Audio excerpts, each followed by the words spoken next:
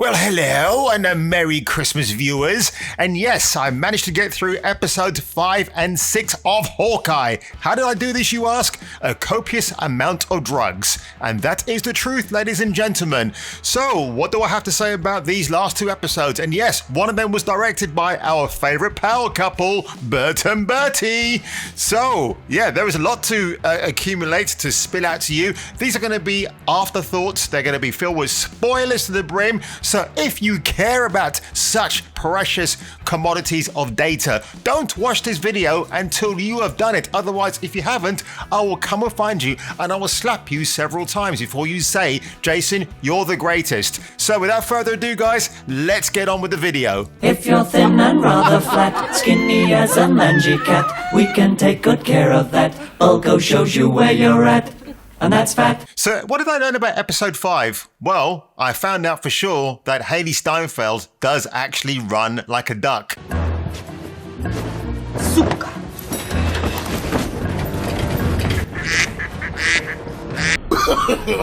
No.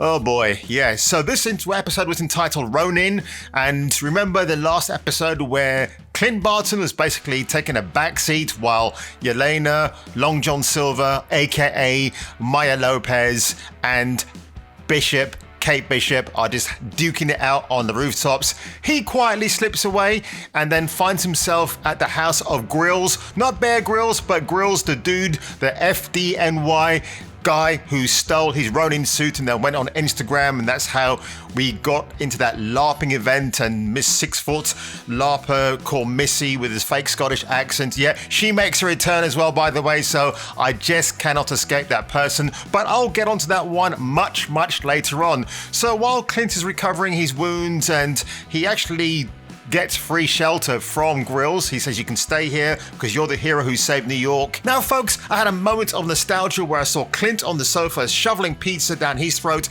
as well as Lucky the Pizza Dogs, and it just dawned on me, this could be the new version of The Littlest Hobo. Oh god, I love that show growing up, it's awesome. And it's from Canada of all places, but honestly, at that moment, Clint should have thought to himself, you know what, me and Lucky, we can just get away from Kate Bishop and all the insufferable women in the show and just start our own little spin-off. It'll be the adventures of Pizza and Clint on the road, helping out people in distress. I would buy that in a heartbeat. So while this is all going on, folks, we have a 10-minute long scene involving Yelena Belova, Kate Bishop, and wait for it, a pot of macaroni cheese. I shit you not. So yes, Bishop returns to her so-called secret hideout, unbeknownst to us or be her that she's been tracked by Yelena, when in fact Yelena's already beat her to the punch and has become like Gordon Ramsay Mark II. So this is 10-minute conversation back and forth, lots of pauses in between. You can actually almost count the pauses. It was just a really strange scene. It kind of got irritating as well, because I must have heard the name Kate Bishop being repeated at least 5 times by Yelena. I know it's an interrogation technique to break her down, but honestly it was wearing on me, the viewer.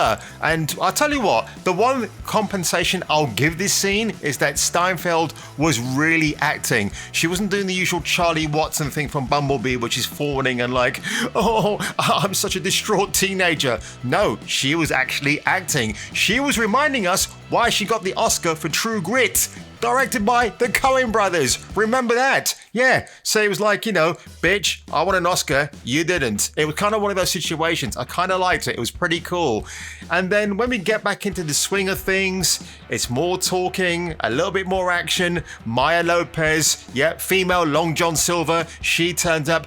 And this is where I kind of like started getting a little bit jarred in the episode, because Hawkeye is in full Ronin mode again. He's got the outfit. This time you can actually see it's him wearing the outfit, not Haley Steinfeld, where she's walking around and the clothes are 2 sizes too big, which is really stupidly ridiculous. But anyway, in this moment where Ronin could have killed Maya Lopez, and he quite clearly makes a fact about that. You know what? That fight between the two of them, badly choreographed, badly staged, but the one thing I was wondering is Maya Lopez just going to be the all-powerful, overpowered female that just beats Clint in submission? Well, she gets her licks in, but thankfully Clint actually manages to knock her to the ground, not once, but twice. So yes, he could have killed her, and for our sakes, Clint, you should have, because then she wouldn't have got her own spin-off show.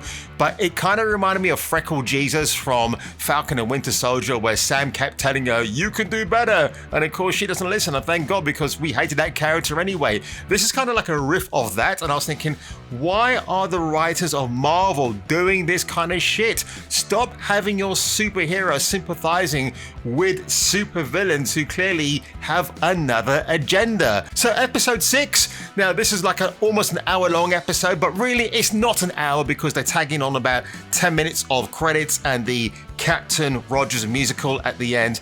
It's not Captain Rogers, it is Captain America. I don't know why Marvel have this thing against patriotic characters. It's just, they really got it against them. Like, no, we can't have Margot references in the MCU. It's about a more diverse, more exclusive and inclusive MCU now. It's just so ridiculous. But that aside, this episode, it was better than the last episode, still a bit cringy in places, and of course, in the last episode that I mentioned, number 5, you get the reveal of Kingpin, Wilson Fisk, Vincent D'Onofrio. But how do we see this reveal? In a cell phone video. That's it. So with all that talking going on, we could have actually had a bit more of an introduction to Kingpin. It's great. So at the beginning of this episode, we do get to see him. And what I found really odd, what kind of threw me out of the mix, it was like looking at a fat version of Max Payne 3. So Max Payne 3, one of the best video games ever made. There's towards the third act of that game, the character Max Payne shaves his head off. He kind of does his Walter White thing where he's got a bald head now, dons on a Hawaiian t-shirt, just goes around gunning up villains, which is just fantastic. But in this version, like, you know, Kingpin has got a Hawaiian shirt, a very cheap Mr. Byright suit, like it's an all-white suit, the kind you find in Essex. I didn't understand why this was such a downgrade. Now, he could have been blipped, and that might have explained him coming back the way he did, because he no longer has control over New York.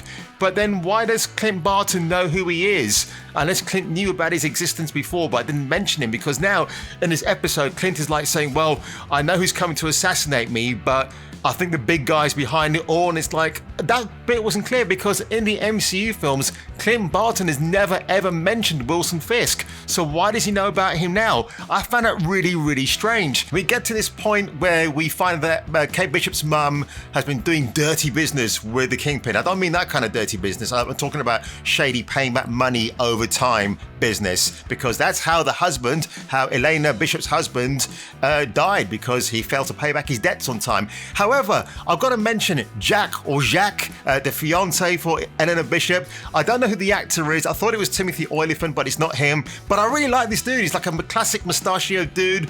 He's kind of riffing off a 1930s hero like Douglas Fairbanks Jr., doing the old sword routine like Zorro. I kind of like that, man. That was really, really cool. Unfortunately, and for us, he meets one of the LARPers towards the end of the episode, and she was asking him, do you know what LARPing is? But thank God he got saved by the fact he was more interested in his tie than LARPing. So hopefully we never get a second season of Hawkeye and Jacques humiliating himself because of the sake of LARPers. So this episode has one of the funniest fight scenes I've ever seen. Yes, Kate Bishop, the almighty Kate Bishop, all cutesy wootsy in a purple outfit. She takes on Kingpin to protect her mum, and it is one of the funniest scenes ever, because basically Kingpin is just throwing her literally all over the place, like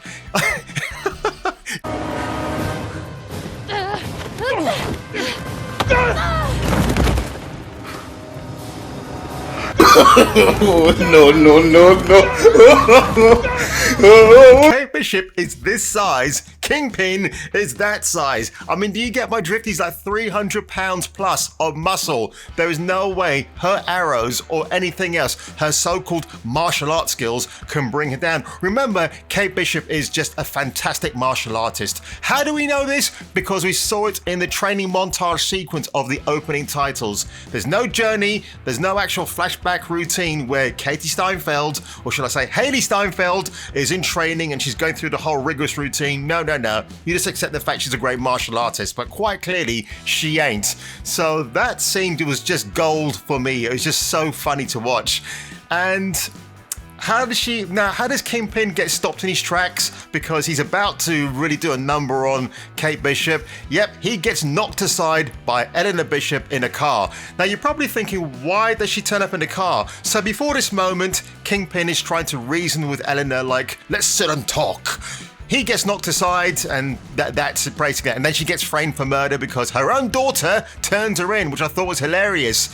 And look, the last part of this sequence, which I thought was pretty good, Jeremy Renner is all bonded up. He's all 007 in his tuxedo. He looks really good, by the way. Got to say, I was kind of getting a Man Crush vibes going on here. That was awesome.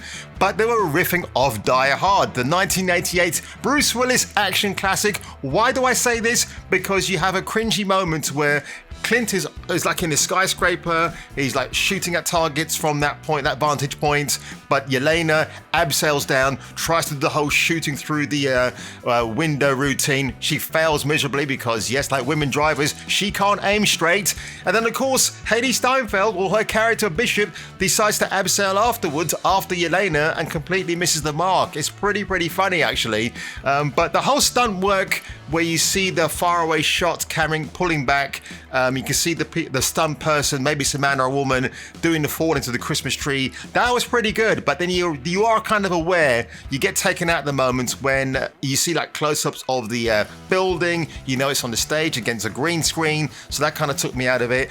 Anyway, the way this episode ends, it's really quite cool. So there's a Rolex watch that I thought was Tony's that they found, and it actually belongs to Mrs. Clint Barton, played by the always sexy Linda Cardellini. If you ever seen her as Daphne in the Scooby-Doo live action movies, oh boy, you gotta watch those films for her. She's awesome. But when we do get the Rolex, she turns the watch around. It's got the SHIELD logo and number 19, which means she is Mockingbird. So if she's been Mockingbird all of this time, why didn't we see her fighting alongside Clint in the Avengers films? It seems this is like a very convenient throw on now. So I don't know how they're going to explain that one going forward. And I will say, like, out of all the Marvel shows that I've kind of really crashed and bombed this year, this one I've got a bit of a soft spot for. If they took away the messaging in this show because they failed to remove it from the other shows, I would say this would have a better chance of being my favorite D+ show on that platform. But you know, all the narrative is interwoven anyway, you can't escape it. And it's a shame that they take somebody like Jeremy Renner, a high caliber actor. I loved his films before he joined the MCU. The Town, Hurt Locker, The Unusuals, that short-lived TV series on NBC, which was fantastic. He really had a good display for comedy and a gift for comedy in that TV show. But the one thing I hate with the Marvel brand now is that they find these really talented actors and directors, they lock them into their branding for many years, and it seems like they're obliged to fulfill contractual agreements. And I guess when I saw this picture of Jeremy Renner, I was thinking to myself, was this before or after he found out he was going to have to appear in his own one-off TV series, which did make me laugh. So guys, that's been my afterthoughts about Hawkeye episodes 5 and 6. You ain't missing that much, and I gotta say, one of the things that happened in the last few moments of episode 6 for Hawkeye, Maya Lopez confronts Kingpin. She's really pissed because she found out who ordered a hit on her dad, and yeah, she pulls a gun on him because obviously her peg leg ain't going to do much to hurt Wilson Fisk. But of course, the camera pans away, you hear a gunshot. Come on, if you don't see the person being shot on screen, they're pretty much alive. So I don't know what's going to happen, but this version of Kingpin is very watered down. This is the same Kingpin who, if you watch the Netflix shows, he decapitated somebody with a car door. I will say no more on that one. Now folks, if you enjoyed this video today, please do me that biggest favor of all. Like this video, share it with your friends, subscribe it, smack it right in the nuts, and I'll see you on the next video. Maybe tomorrow I'll wanna settle down. Until tomorrow I'll just keep moving on. Until tomorrow the whole world is my home.